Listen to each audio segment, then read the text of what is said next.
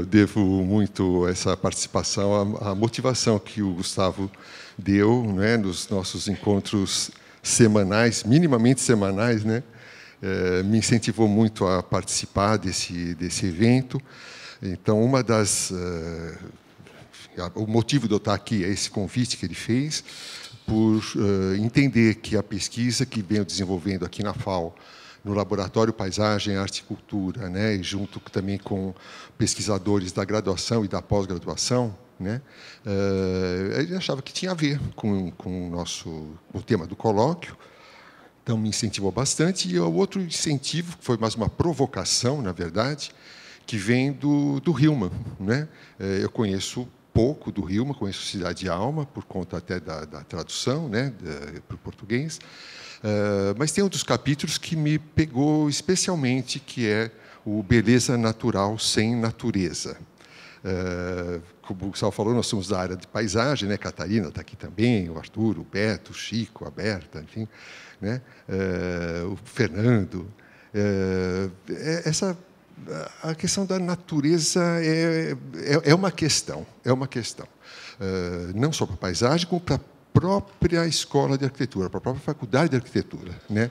Nós estamos aqui acostumados a valorizar, ou talvez a sobrevalorizar, ou a supervalorizar o urbano, né? E isso nos traz certas questões, certos problemas, e que isso foi o que me estimulou muito a trazer essa pesquisa, né? Uma parte dessa pesquisa, mas com essa inquietação, né, que eu gostaria de transmitir aí no decorrer da fala. Estaria a partir de uma ideia que, sem acentuar, né, a separação entre natureza e cultura, cidade e campo, sem fazer essa separação que nos parece, de fato, não necessária, até prejudicial em muitos pontos. Então, sem fazer ela, não fazer também uma assimilação da natureza à cultura, porque me parece fundamental que exista o outro. Esse outro, entendo que é algo que nos antecede e que talvez nos suceda. Não sei de que forma. A natureza, eu entendo que ela está pouco interessada em relação ao nosso destino. Ela tem a vida dela, né? E falar que ela está degradada ou não degradada é um problema nosso, não dela, né? Porque ela tem um jeito sempre de responder. Mas eu parto da ideia de que esse outro sobre o qual nós fundamos o nosso mundo, né? O mundo humano está fundado sobre algo irrecusável, que é a materialidade da Terra, ou da atmosfera, enfim, todas essas coisas que não dependem, né, da nossa vontade, né? A gente pode interferir, pode piorar ou melhorar as condições, mas elas são prévias, né? Então, partir dessa ideia, desse algo primordial sobre o qual nós constituímos o nosso mundo, e o que eu persigo nessa pesquisa, o que nós perseguimos nessa pesquisa, é a continuidade ou a permanência, com diferentes formas de manifestação, dessa primordialidade, né?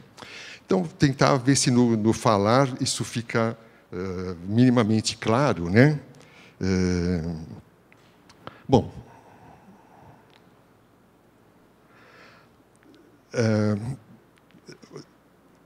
onde nós estamos, né, São Paulo, era há milhões ou bilhões, eu acho que aí tanto faz, né, a ordem de grandeza, que de 1 milhão de anos para cima é tudo a mesma coisa, né?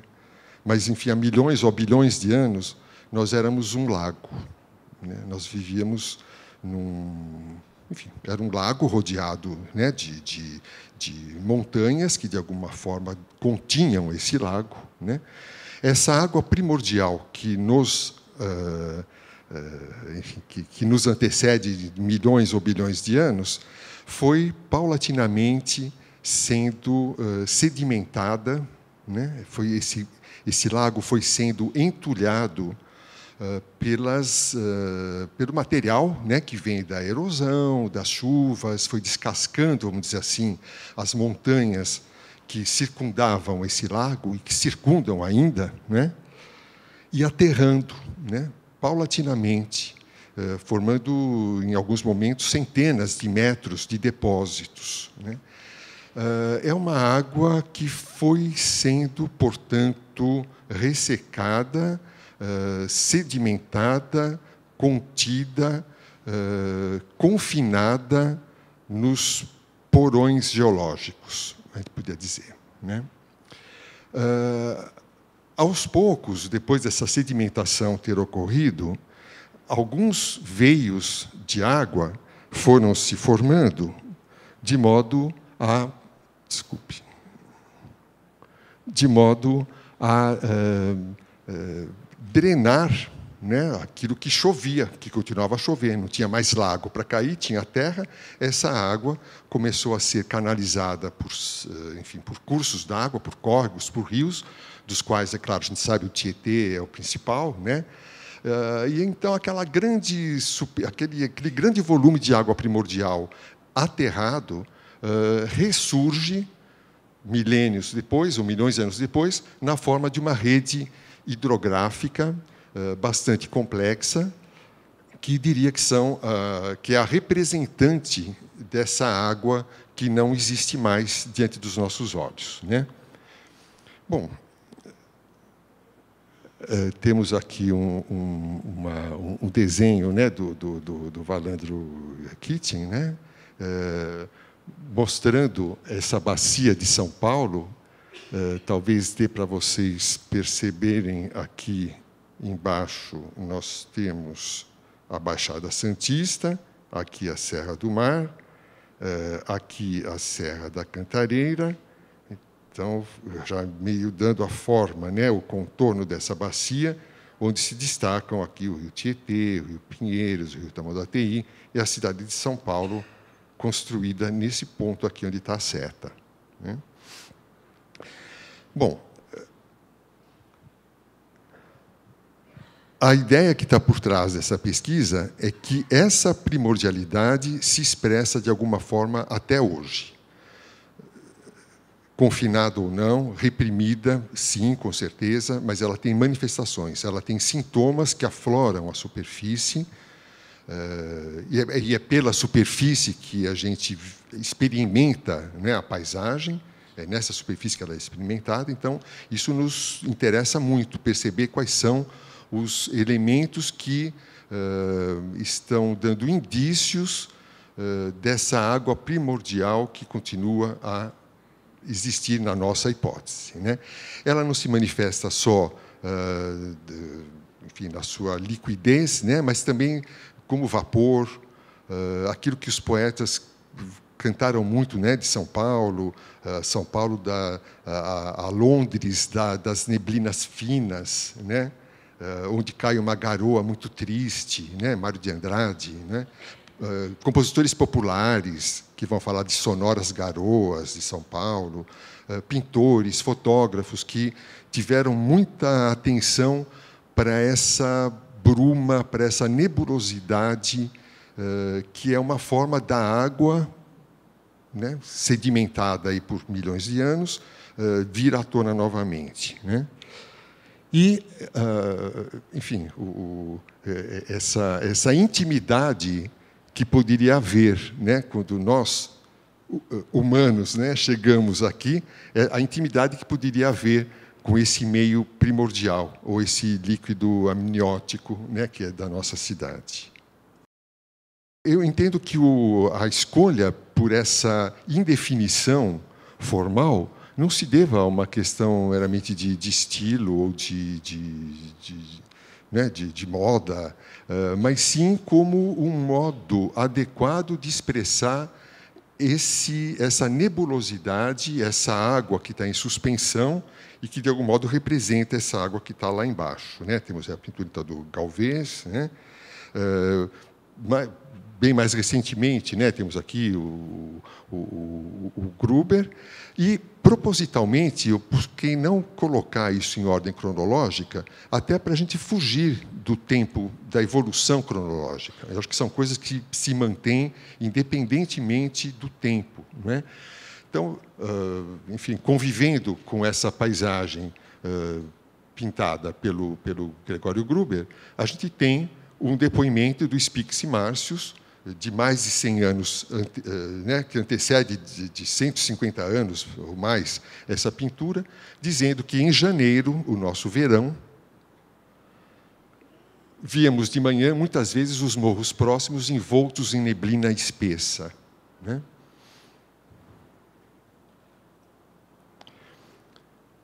Pagliari mostra isso, né, nas suas pinturas do começo ainda do século XIX, mostrando aí a várzea do Carmo, o que o rio Tamanduateí, a subida do Carmo, né, que é a atual Rangel Pestana, onde, mais de um século depois, é a mesma tomada, né? Estão reconhecendo, né? Nós estamos subindo aqui a Avenida Rangel Pestana, esse paredão é onde hoje está o Poupa-Tempo, e havia aí o chafariz do Carmo, né, o outro modo da água se fazer presente no cotidiano, né, já que não tínhamos rede de água encanada, essa água era requisitada cotidianamente, esse contato era, de fato, diário, né, com esse elemento. Apesar de toda a pedra que seca essa água. Né? Eu acho que o nosso embate foi sempre o embate de secar a água.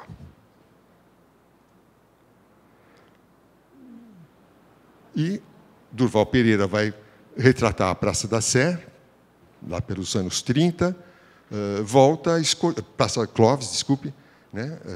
Volta a entrar com o tema da chuva, dos reflexos, enfim, da umidade. Né?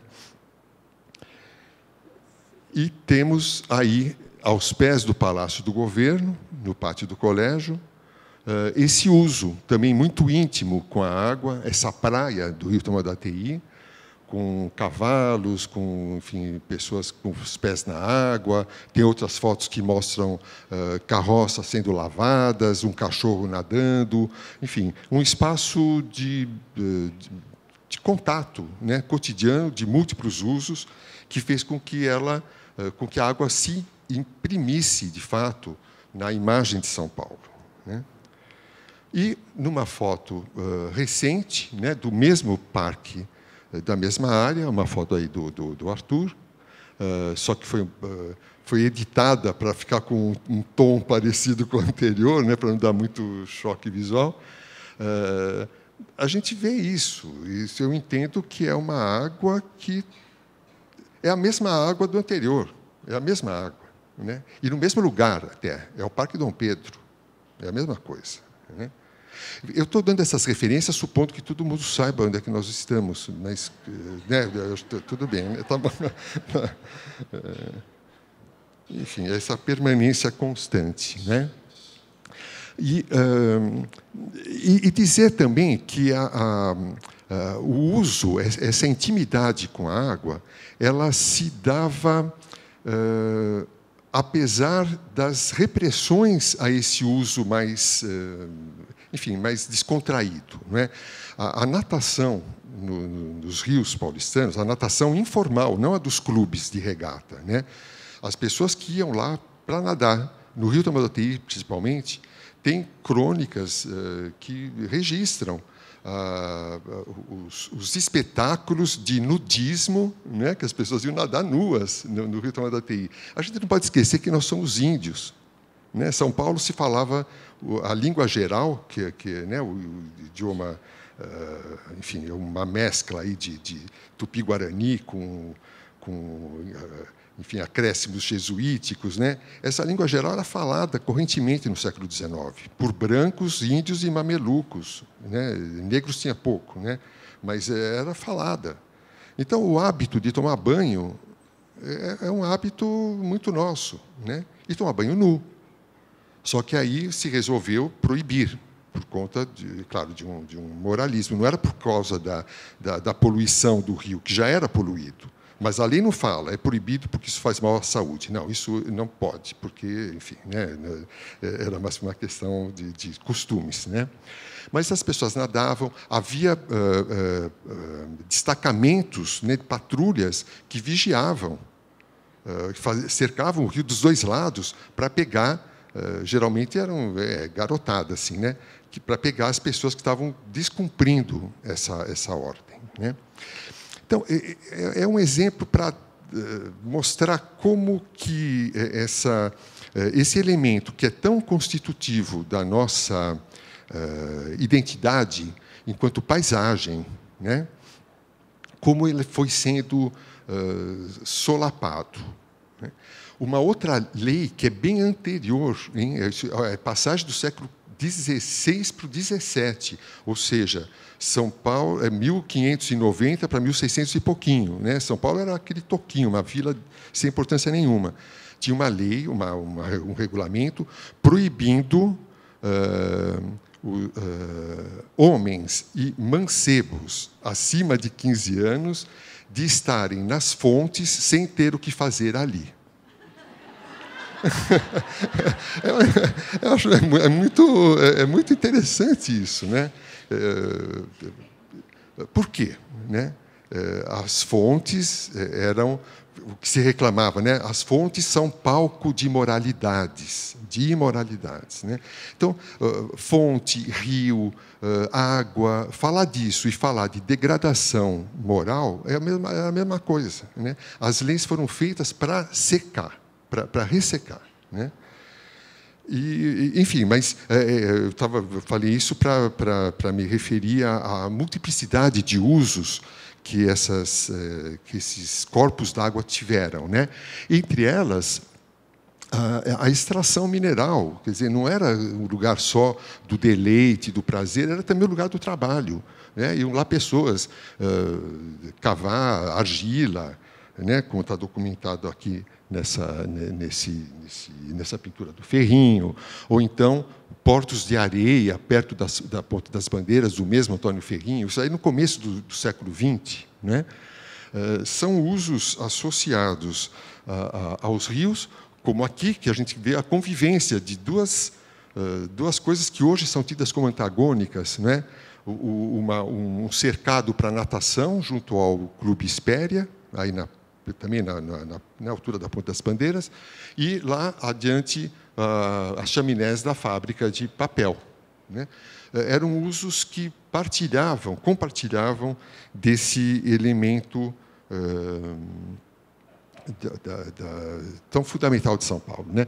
Essa foto eu trouxe e tenho que dar um agradecimento especial aí para o Roberto Melo, que teve a gentileza de me presentear, né, com esse postal, que é uma aquarela do José Rodrigues.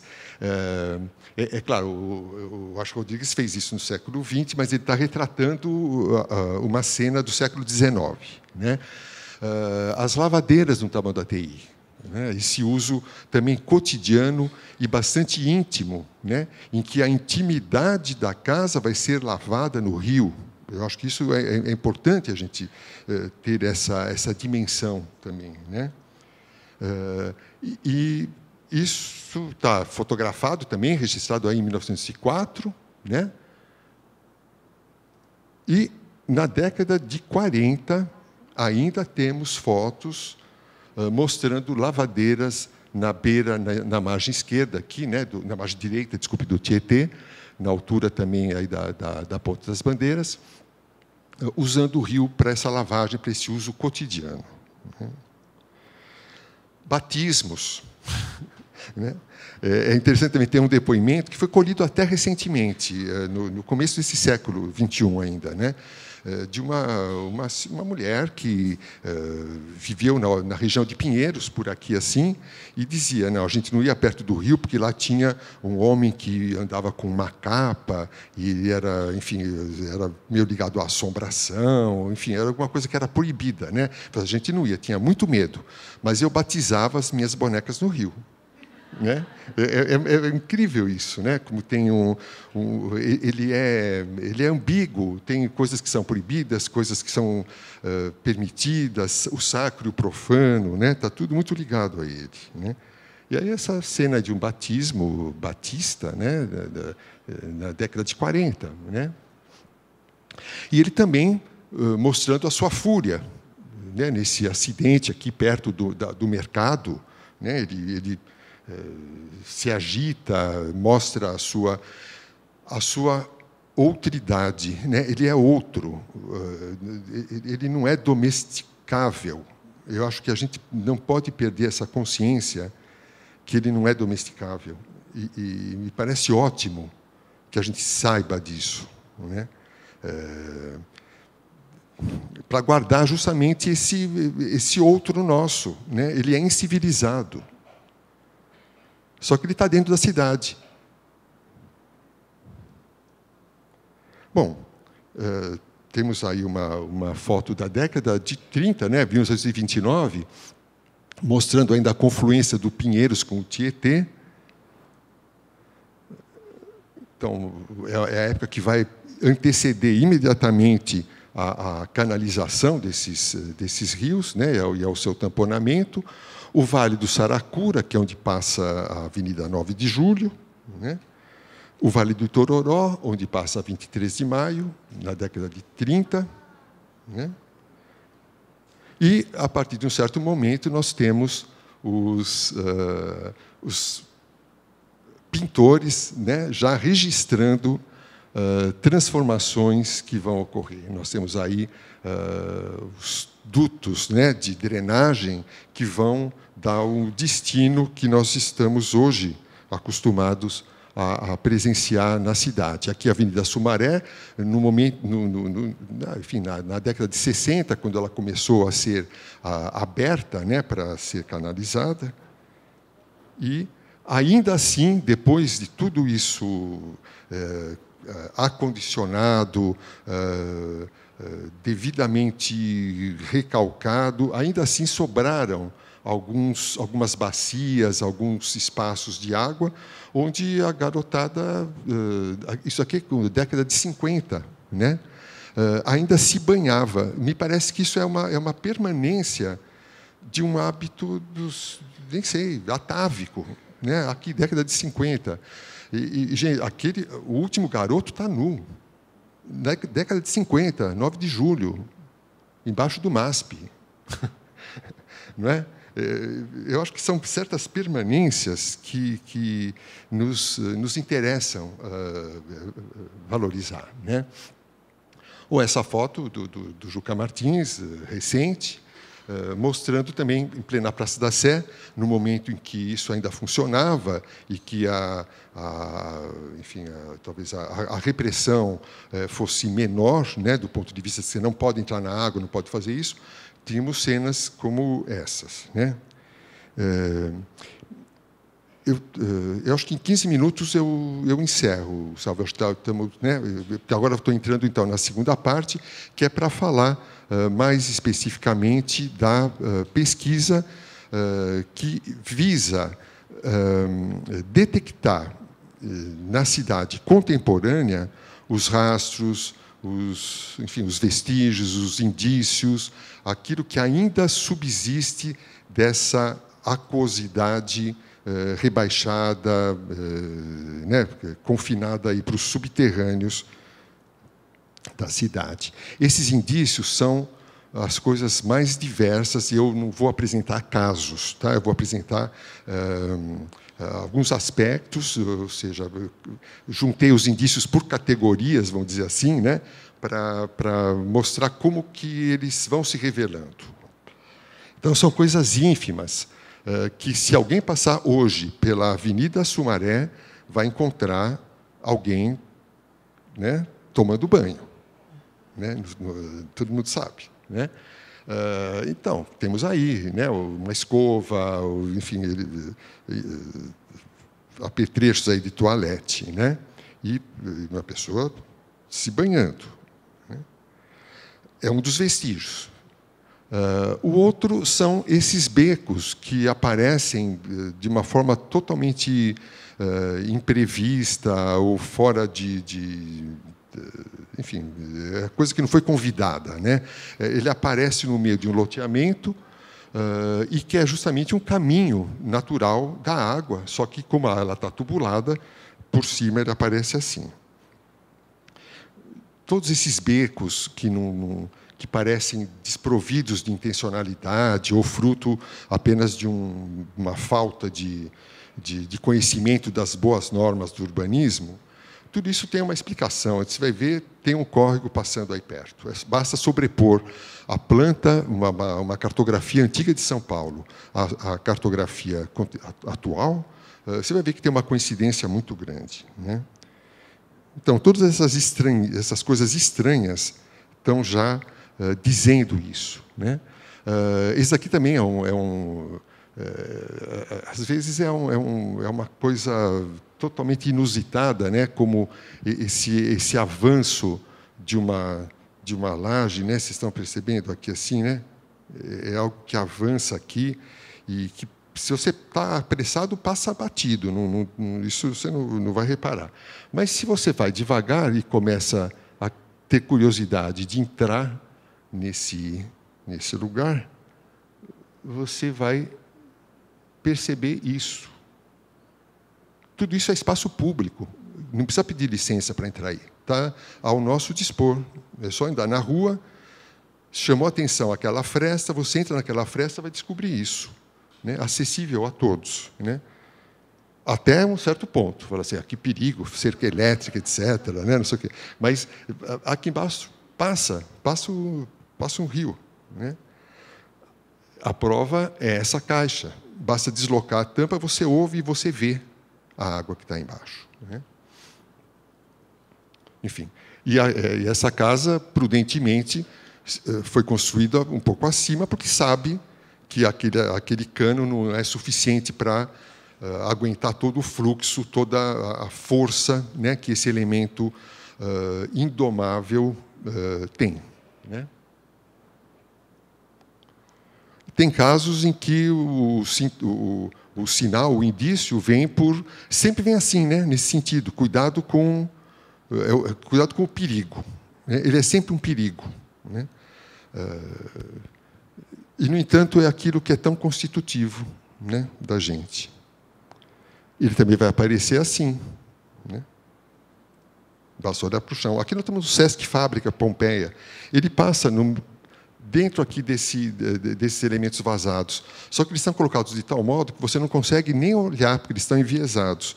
Você precisa botar a câmera bem focando aí para baixo para perceber onde que esse rio está acondicionado, né? Em que condições que ele ficou. Os termos usados, né? Aqui ainda chamou de córrego. Tem Carlos que fala braço 1, canal 3, não dá nome, né? Aqui ainda tem um nome, mas ele é fichado, né? E todo mundo talvez já tenha passado aqui também, na Arthur Azevedo, né? Tem uma ponte que não dá para explicar por que ela existe aí. Você vai ver, essa ponte tem um sentido, passa o rio embaixo dela. Só que o rio não está ali, mas está, né? E oferece alguns recantos como esses, que são interessantes, ou então becos literalmente sem saída, que é o único ponto onde você pode ver a água. No resto do percurso, ela está totalmente oculta, né? Outras vezes é um molhado, né? Um vazamento, ele transparece como um vazamento, que, se você for a montante, tentando saber de onde vem isso, né, você pode se deparar com um Richard Long, talvez, não sei. Desculpa, eu estou usando uma referência aí que para nós é comum, que é o pessoal da Land Art, que, né, costuma amontoar pedrinhas e marcar o caminho que trilhou, né? Mas aí foi feito, enfim, alguém fez, né? A gente vai seguindo isso daí e vai dar num lugar como esse. Isso daqui é um espaço da prefeitura, em Pirituba. Está lá, né? Confinado a esse pedacinho. é no Jardim Felicidade, perto da Estrada de Ferro. Outros sintomas são esses, são elementos também estranhos que alguém pode se perguntar, mas o que faz isso? Para que serve ter esse obstáculo, né? Era o antigo parapeito de um rio que foi canalizado, o parapeito sobrou e dá, então, a dica, né? Dá o indício, como esse daqui também é um guarda-corpo, é um parapeito de um rio que não está mais, né? Não existe. Existem muitas fotos, muitos exemplos desse tipo, né? Ou situações que você está no meio de uma rua, aparece um volume como esse, você se aproxima, aí você vê o rio, né? Ou ainda, essas caixas de inspeção são os lugares onde o pessoal da Sabesp ou da prefeitura tem que entrar para inspecionar, não é? E eles ficam salientes, as pessoas se apropriam disso para sentar, para conversar, para ter o seu ócio, né? Mal sabendo que eles estão com os pés no riacho, né? É importante que eles saibam que eles estão com os pés na água, né? Como Sócrates estava quando foi com o Fedro para fora dos limites da cidade, né? Eu sinto, aí ele falava assim, que prazer ter os meus pés nessa água fresca que está correndo aqui. Eu entendo que aqui que eu vejo que essa natureza ela tá na cidade, ela está aí, né? É questão da gente olhar com outros olhos, mas ela está, né? Aqui também um outro espaço com, né, um banquinho que um senhor, né, fica aí, também tudo na beira do córrego. E esse daqui também, em que esse elemento que vocês estão vendo, sobressalente, é uma galeria, ou seja, é uma obra daquelas pesadas, né, de infraestrutura pesada, uma galeria, aqui embaixo tem tubos, etc. Passa o rio aí. Bom, deve espontaneamente ter nascido esses arbustos, alguém improvisou um banquinho. É um modo de se apropriar, de refazer talvez aquele prazer que um garoto no século XIX tinha ao nadar de um modo proibido no Tamanduateí, né? Eu acho que essa potencialidade que nós temos ainda de dar vazão a algo que foi rebaixado, que foi, enfim, soterrado, mas que insiste em aparecer, né? Eu acho que são ocasiões que a cidade oferece para isso, né? E também ele se expressa dessa forma, em algo que, de repente, interrompe uma calçada, você vai ver para quê? É para carregar água lá para o rio que está atrás dessas casas, né? Ou outro, enfim, a variedade de tipos de tubos que levam a água para o córrego que está escondido atrás das casas é imenso. Então, dá para fazer um inventário enorme de modos de ocultar, né? Só que essa ocultação nunca é perfeita. Ela vai sempre ter um sinalzinho para dizer, ó, ou então como chama, isso parece um periscópio assim, né? Eu acho que, como o rio saindo para fora, eu quero ver, né? Ele é o espelho, não é? A superfície refletora. Se o mundo não me vê, eu quero ver o mundo, né? Enfim, eu acho que tem um monte de coisas que vão acontecendo e tem situações em que o próprio morador às vezes refaz, né, ou dá concretude a essa vontade, talvez não conscientemente, não sei, não estou dizendo que ele tenha feito isso com vontade, mas por que numa rua, vocês estão vendo aí, né, essa altura, não é capricho porque quis, né? É uma barreira para a água não entrar na casa, porque passa o rio justamente aqui.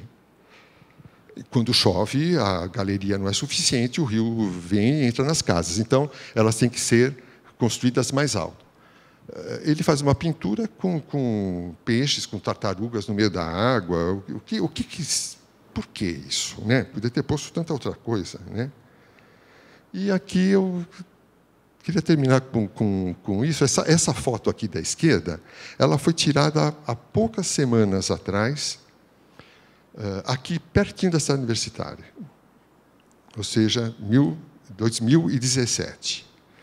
Essa que está no fundo, meio mal e mal dá para ver, é um trecho daquela, é um pedaço daquela fotografia anterior do Rio Tamanduateí com os cavalos, né? Não sei se, né, o que tem de diferente nisso, né? E não sei se a gente pode chamar isto de um anacronismo, sabe? Eu acho que não é questão de falar, nós temos que passar por esse estágio para depois chegar a outra coisa. Eu acho que isso sempre vai existir, de uma forma ou de outra. Não sei se é uma certeza, né? Mas essa coisa que nos motiva a procurar esses sintomas e valorizá-los, para que eles não recebam uma sobre-repressão. Já foram reprimidos uma vez pela sedimentação, né, geológica, né? Afluíram de novo na forma de rios e foram novamente reprimidos, né? Rebaixados, recalcados. Ainda sobram essas manifestações. Como valorizá-las? Eu acho que elas são um patrimônio.